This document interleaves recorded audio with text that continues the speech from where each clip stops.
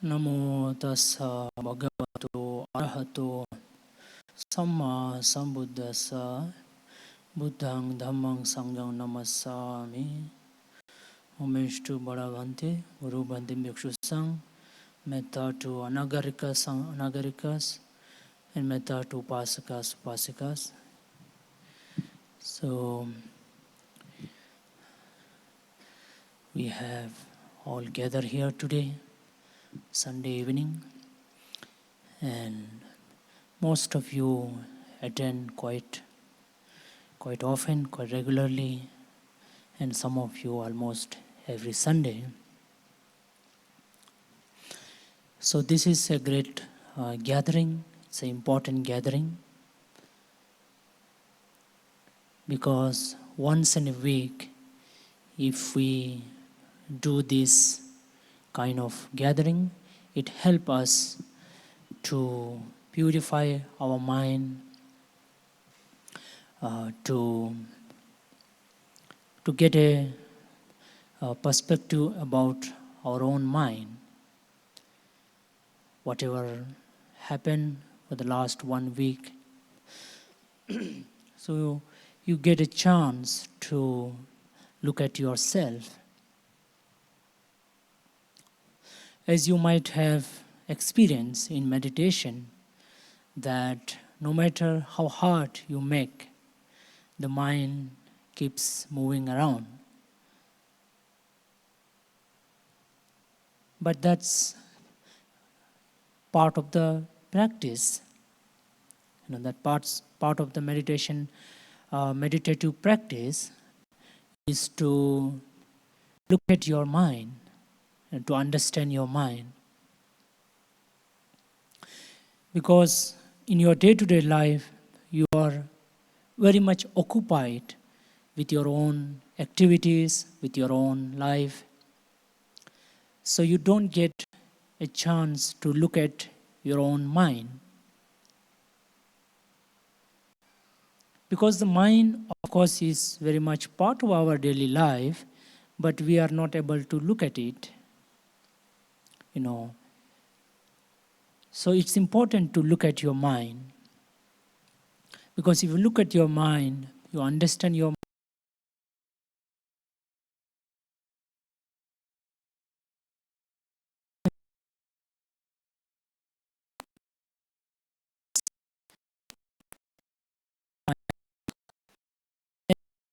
You feel when you are meditating.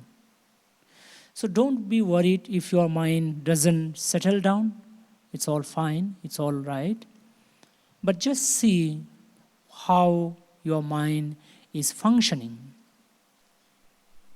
What are the feelings you are getting, pleasant, unpleasant, and what are the thoughts you are getting, you can say, again, pleasant, unpleasant thoughts. So you need to look at them, you see, and try to understand what are the thoughts which are healthy, what are the thoughts which are unhealthy. Kusala, akusala. Buddha calls it kusala, akusala.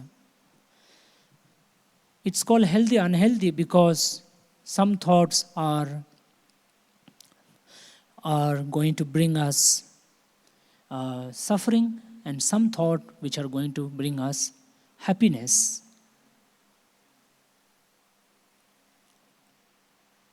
As Buddha said in Dhammapada, that everything starts in the mind, and then comes in the speech, and then comes in the body, and then, of course, it gives its own result as well.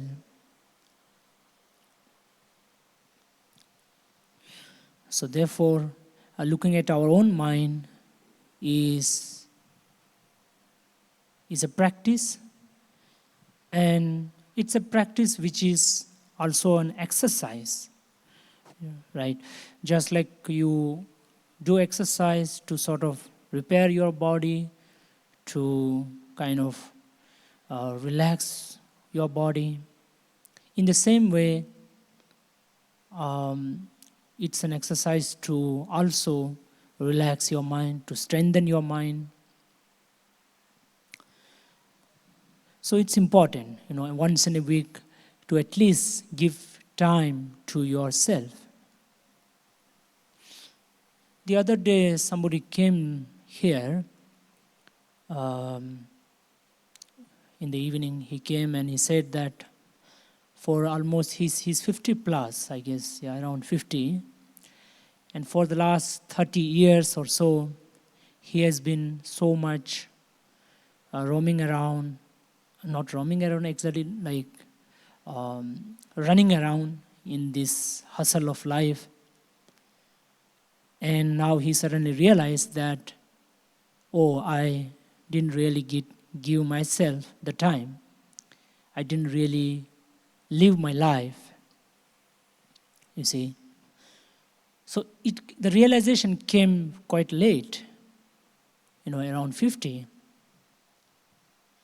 So what I'm trying to say is that we, of course, with our own duties, responsibility, which are also important and which are also a spiritual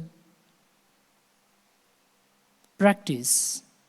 You see, Buddha also says that whatever responsibility that you have, the duties that you have within your family is also a spiritual practice, because you are also helping somebody.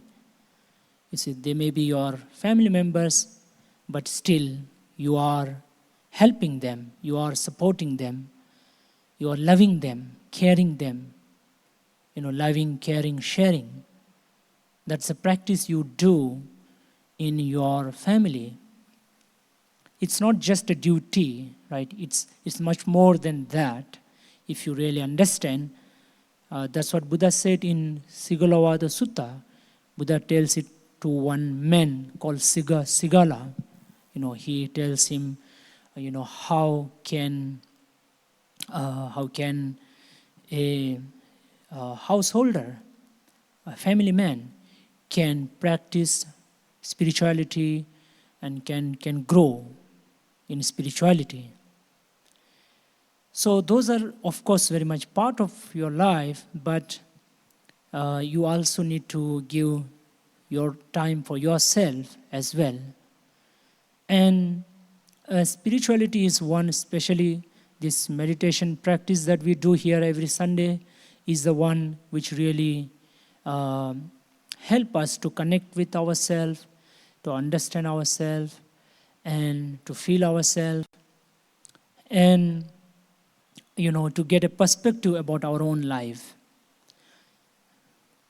And also, certain intention, you can set it right, which means that a lot of things you are doing, a lot of things you are saying, a lot of things you are engaged in, but trying to get a sense of what am I doing, what are the things I'm doing, what are things I'm not supposed to do, what are things I'm supposed to do. So it's also important to assess your own life, your own activity, because all of them are karma.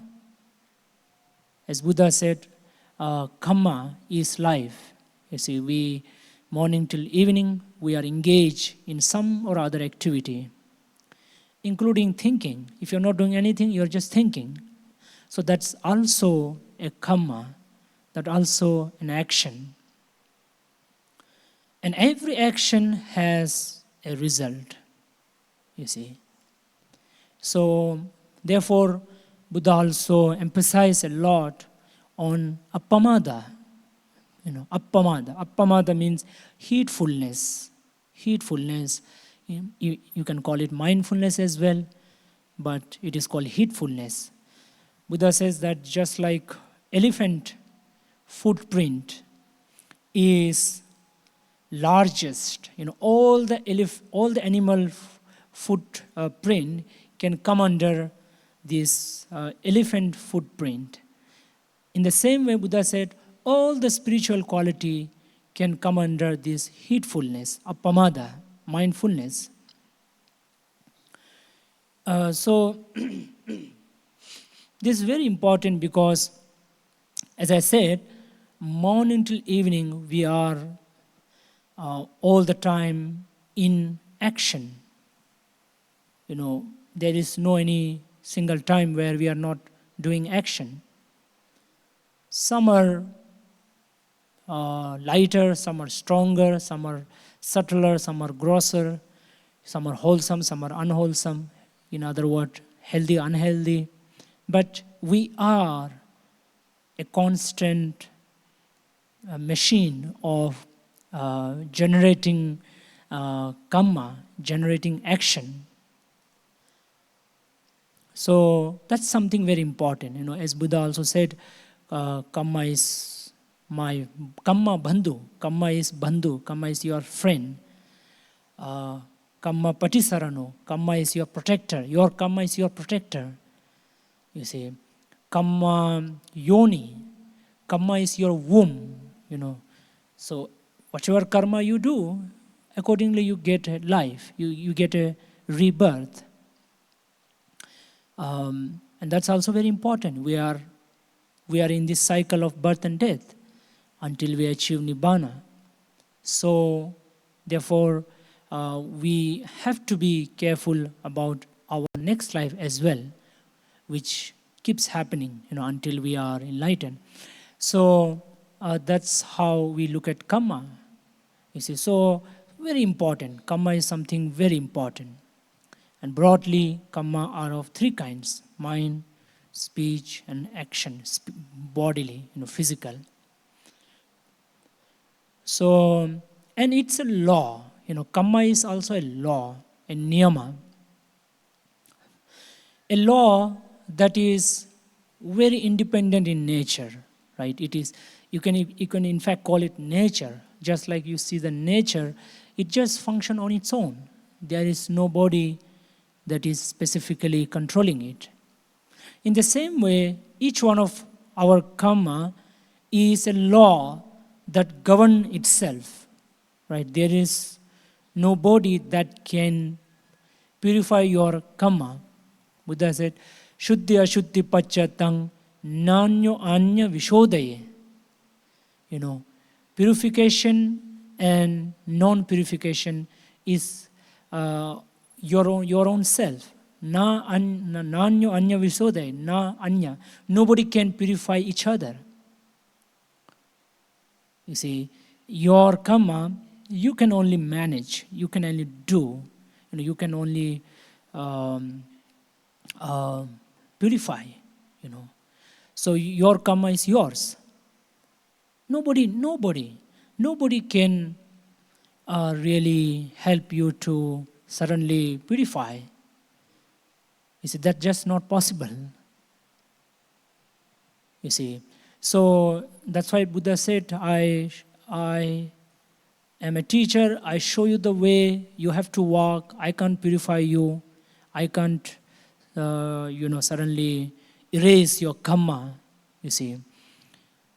So therefore, we are very much responsible for our own karma. And as I said, it is something that keeps coming from life to life, you see, for till we are enlightened. So therefore, as you come here every Sunday, you have to really look at your own mind, your own action, your own past week, how it was, not from a perspective of worry, but from a perspective of self-introspection, right? In a very objective manner, You just look at your own self as an entity that is subject to karma, right? So you look at your own karma as it is, If you didn't do something well, okay, fine, I didn't do well. Okay, let me do it better.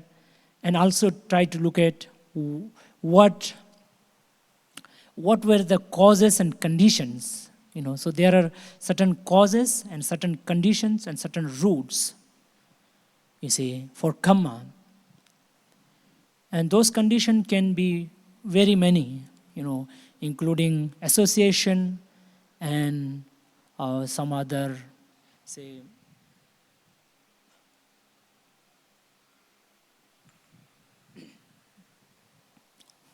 the things that you hear, the things that you watch, the things that you discuss, the things that you focus more on.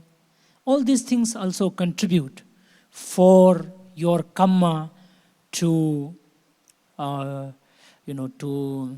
generate, to come into play.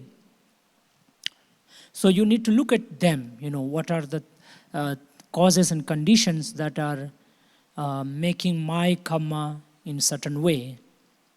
You see. So if it is a good one, fine, just do it well. If it is not so good, fine, let me do it better. And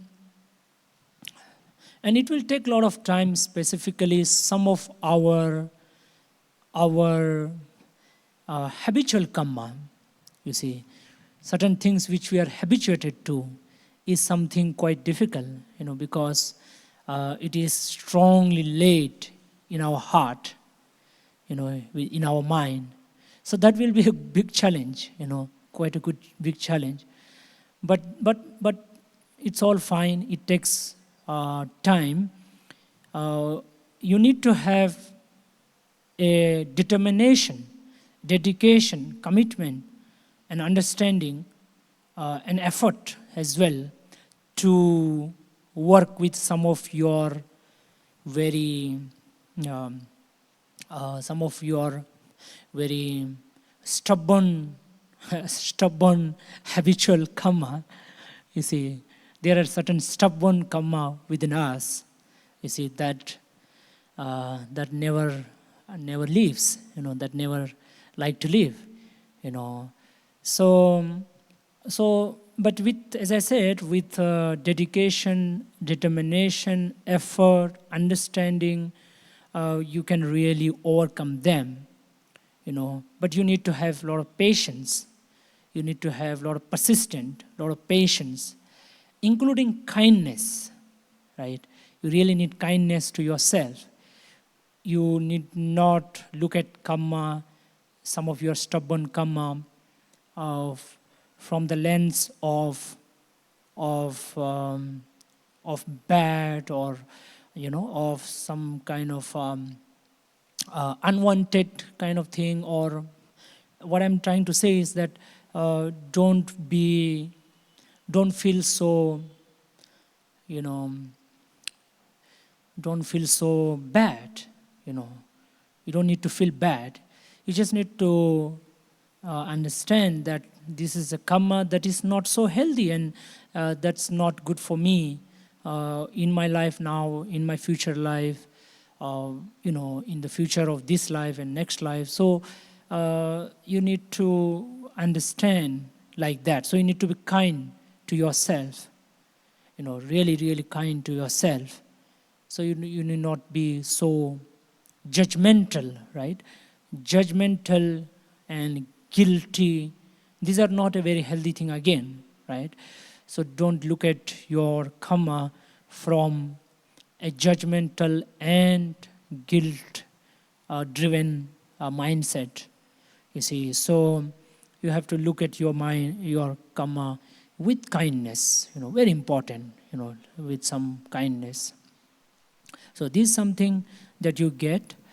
So today I want to specifically share a sutta with you about resentment, right? Resentment. So it's a form of anger, for form of hatred, but it's a slightly a kind of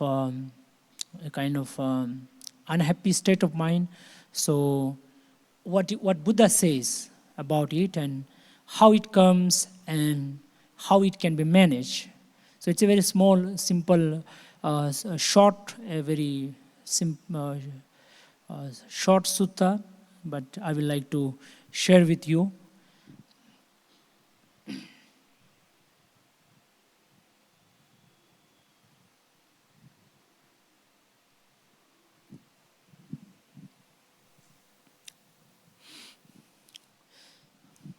So it's called Āghātapaṭivinayasutta, getting rid of resentment. Anguttara Nikaya 9.30. So Buddha says, because there are these 9 methods to get rid of resentment. What 9?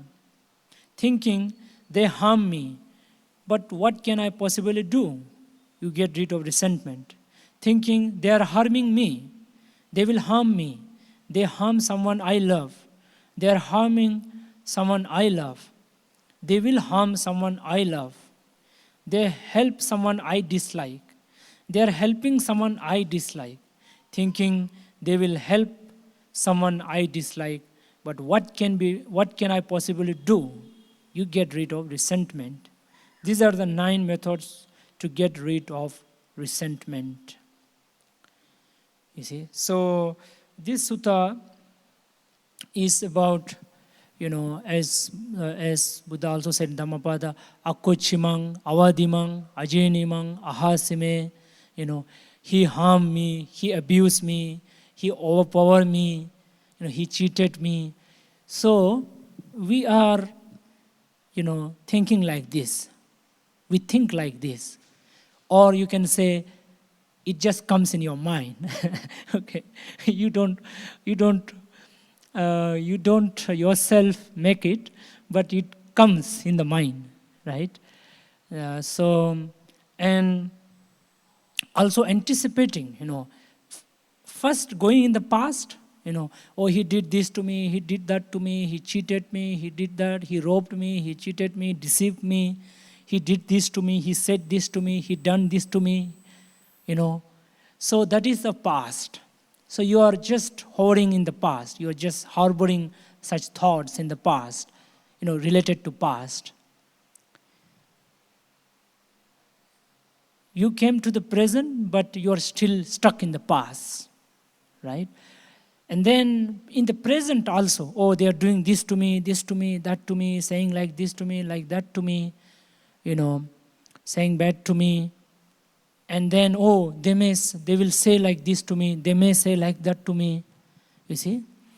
Like that you are anticipating. That person may not say also in the future, but you are still thinking, oh, he will say, he or she will. That person might have forgotten about you, you see, but you are still carrying, oh, this person might say this and that to me. Or something happened in the past, that person might have forgotten. It must have been forgotten. Or it might have just happened because of certain context, but it is no more. But you are still thinking, oh, it is as if it is there now, you see. And in the present also, you are kind of making it, much bigger, or you are somehow you are somehow making it big and harming yourself. You're just bothering yourself, right? Okay, people do say, right? People do say, and they say sometime with certain intention, sometime, wrong intention, right intention, whatever intention. But you can't control. You can't always control what people say. It is just not possible for you to control what people say. But at least you can make yourself unbothered. You can keep yourself unbothered by whatever is said. By patience, by understanding that, okay, this is how the world is. This is how people behave in the world. Or thinking that, okay, this is there for some time. Okay, it is there for some time. Let me just forget. Also thinking that if I get bothered, then I may say something, then the other person says something, and it goes on and on, and a lot of my time goes into it. Your time will go in the argument, and nowhere. Both of you will go nowhere. it will take you to much bitter places, bitter state of mind. And now here, it's not just about you, but people whom you love, right? Now it extended, right? It's not just, if it is only about you, somehow it is understandable. But then it get extended to people whom you love. Okay, I love, they said this to my beloved person, my love, my loving person. Or they are going to say, or they are saying, or they may say. You see, so it is extended. So don't you think it is such a big mess, such a burden that you carry and make yourself so miserable, miserable, and make yourself unhealthy also, because these things have a tremendous impact on your body also, your health also. In the modern science, they have very much come up with this experiment that all this kind of emotion, impact our neurological, neurotic or neurons, all those, systems. And that's how we get bad health as well. And now, not only it get extended to people whom you love, but it also get extended to people whom you don't like, right? Oh, so they are doing good to somebody whom you don't like, right? So, why they are doing, they are helping, they are supporting someone I don't like. Again, you suffer, right? Why they are helping? Why they help that person? Why they are helping now? Why they may help the person I don't like? So it get extended, isn't it? It starts in your mind, but it get extended to many people. And then you see what will happen is that you extend to those beloved people or unloved people, but then they have their own chain again, right? They are again liking somebody, they are also not liking somebody. So it's a huge chain that keeps on rotating. You see, that's how we have a lot of social problem, national problem, communal problem. But it is starting from where? Us, one individual. That's why Buddha said that when you do metta meditation, that is the meditation on loving kindness, when you do that, he said it is a very beneficial practice. It gives you immense benefit, punya, because you are cutting the chain, that will impact the whole society. Buddha said it's a big gift. And that's why if you can at least manage yourself, that itself is a big gift to the world. Right? If you can well manage yourself, that's a big gift to the entire world, to the entire community, to the entire family. Suppose all of you are here, all of you at least manage yourself, manage your mind, you see. Managing family, managing businesses is easy. It's not so difficult. Somehow you can manage. But managing yourself, that's the toughest one. That's why we consider spirituality higher. Why? Because it deals with the most important thing, which is your mind. You see, once General J.J. Singh, who was in Kargil war, he was an army general. So he came to our Guruji's birthday celebration in Bangalore. some 10, 15 years or so ago. And, he spoke. And he said that it was easy for me to manage 70,000 troops in Kargil war. But it was very difficult, extremely difficult to manage my own mind. You see. So that's the toughest one, isn't it? You can manage many people. Somehow you can manage, right? You can shout them, do this, do that. You show your power or shout or whatever. Money, power, or somehow you can manage. Somehow, But your own self is the toughest one. So therefore, that's the reason spirituality is so important, you see. And if you are managing yourself, it's not just that you don't cause problem in the society, but you're also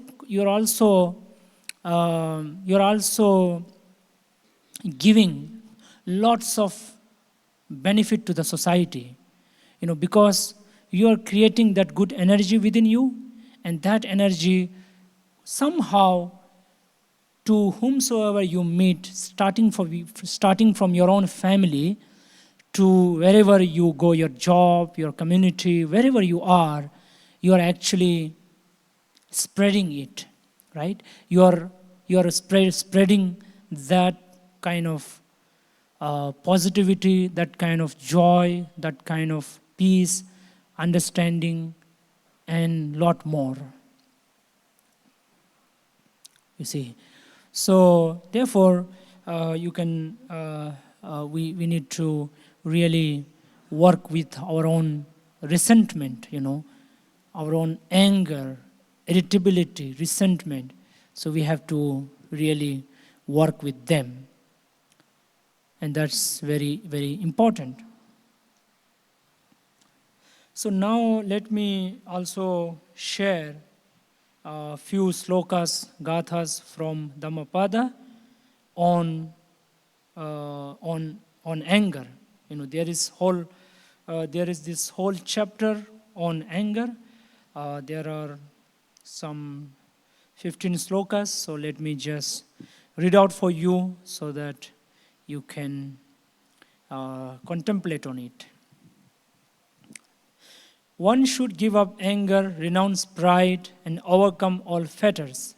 Suffering never befalls him who clings not to mind and body and is detached. So you have to give up anger, pride.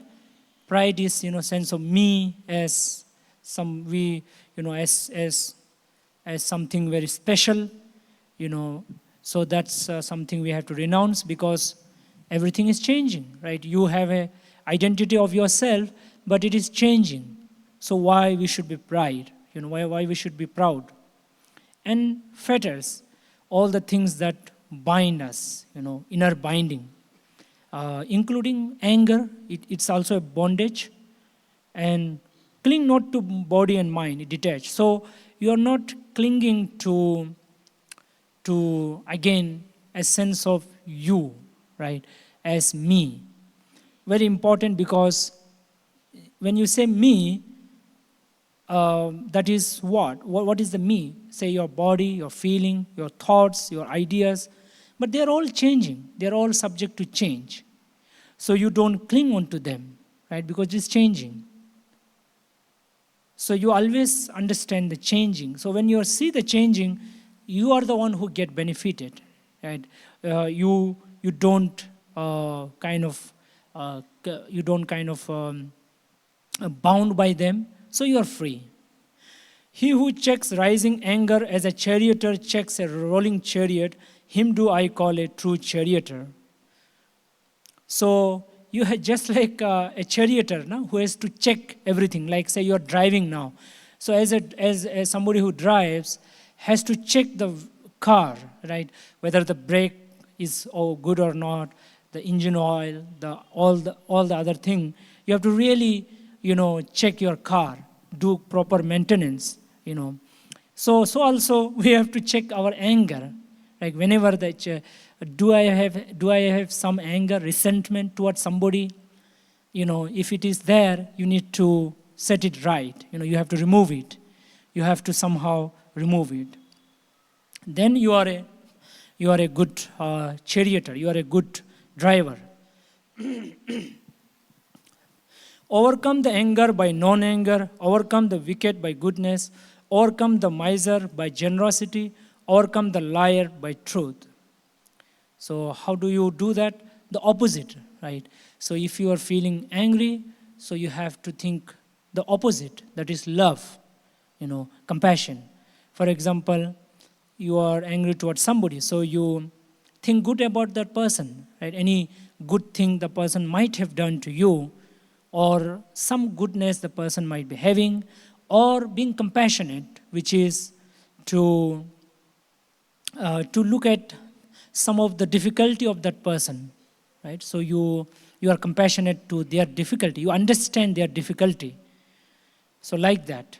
So overcome the wicked by goodness. So if you have certain some wrong habit, so do just the opposite. Do the goodness. Everything, the opposite you have to do.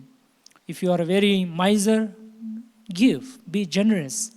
If you are lying, just tell the truth. Speak the truth, yield not to anger. When asked, give even if you only have a little.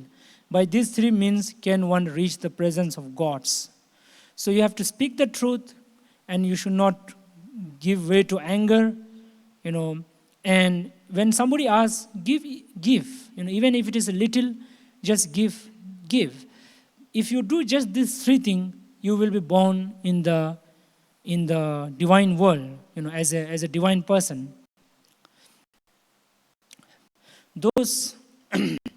Those sages, O Atula, indeed, this is an ancient practice, not one only of today. They blame those who remain silent. They blame those speak much. They blame those speak in moderation. There is none in the world who is not blamed. You see. So there was this person called Atula. He comes to Buddha and he says, I went to this monk, he just kept quiet. I went to another monk, he spoke very little. I went to another monk, he spoke too much. I went to this person, he spoke somewhat middle, not too much. So finally he comes to Buddha. Then Buddha said, this is the world, right? If you keep quiet, people will blame you. If you speak too much, people will blame you. If you speak little, people will blame you. So nobody is not blamed. Nobody is not blamed. Right? Everybody will be blamed. That is a very reality. That's a truth. We have to understand. We have to accept. We have to sink in our heart. This is how the world is. This is the way it is. This is how it is. You see, that understanding is very important. So if you understand, then half of your anger drops down. Half of your resentment drops down. You see. So you are not going to be free from blame. Somebody or other will blame you. Whoever you may be. You see, you will be blamed anyway. So be ready. Be ready to get blamed. Be just, that's why patience is important, right? Like you have to prepare your mind. Okay, I may get blamed. Fine. You see. So then there never was, there never will be, nor is there now, a person who is wholly blamed or wholly praised. Now, in the next, what Buddha is saying is that not only you will be blamed, but you will be praised also. Right? You have to be ready for praise also. Right? Somebody will pull you down, somebody will push you up. This upside pull and push is there, is going to be there. You see. So Buddha is saying there never was, there was nobody in the past. And there is nobody now in the present, and there never will be in the future somebody who is totally blamed, totally praised. It's not just going to happen. Including the Buddha. Buddha was also very harshly criticized, by so many people, including defamed. He was defamed by so many people, and abused also, So it just happened. You may be a Buddha. You may be the perfect individual. Who is totally pure in heart, 100%. But still, you will be blamed by somebody. So therefore, we need to really accept that and not allow ourselves to be disturbed by praise and blame. It's something that's going to happen.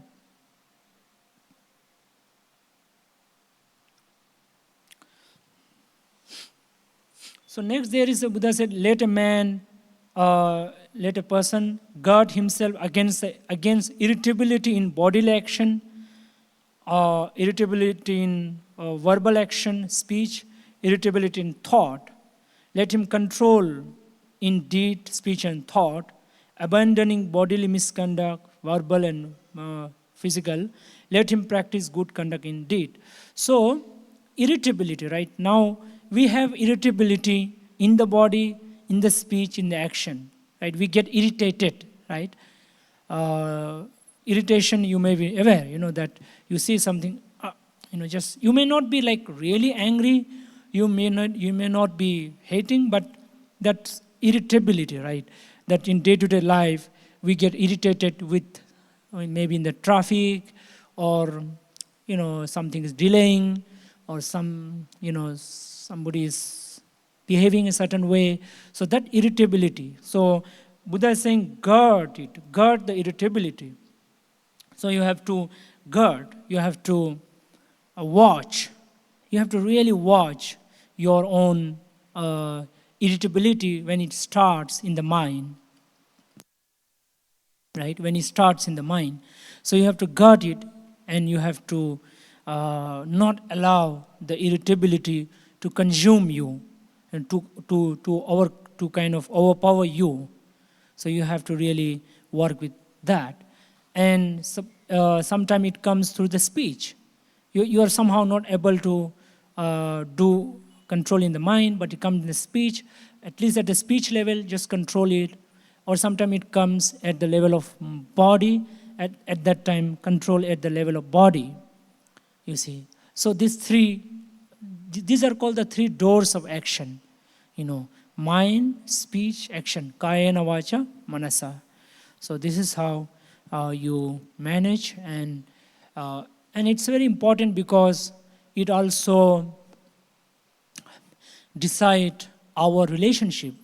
You see, a lot of the relationships are spoiled because of resentment, anger, irritability, hatred. So a lot of personal relationship, family relationship, community, nation, including nation, and sometimes with your own self, because you have a relationship with yourself also. So you also spoil a relationship with your own self if there is irritability, resentment, anger within your heart. So you have to free your heart from all kinds of resentment. So different ways Buddha mentioned today, specifically, what can be done? That's very simple, right? That is very important. Very simple technique, what Buddha, in the sutra, he mentioned, what can be done? Okay, they are doing like this, they are harming me, or, they harm me, they are harming me, or what can be done? If you can do something, do it. Of course, do something which is good, but if you can't, just accept, this is how it is, and this is how it is, and what can I do, right? If I can't do anything, okay, fine, you see. Or, there are certain time where if you just say like this, it's done, because there may not be so much big loss. You see, as long as there is not a big loss, then it's fine. You can just say, okay, what is there? They are trying to do this. They are doing this to me, this to my beloved people, or they are helping somebody I don't like. So what can I do? That's something very important, and also realizing that this is not healthy. Anger is not healthy. It's not at all healthy. That's something we need to really tell ourselves. You see. So as a result, our relationship will really be much healthier, better. Especially in today's time, we hear a lot of problem between couples, right? Between couples, there are always a lot of fight, a lot of irritability.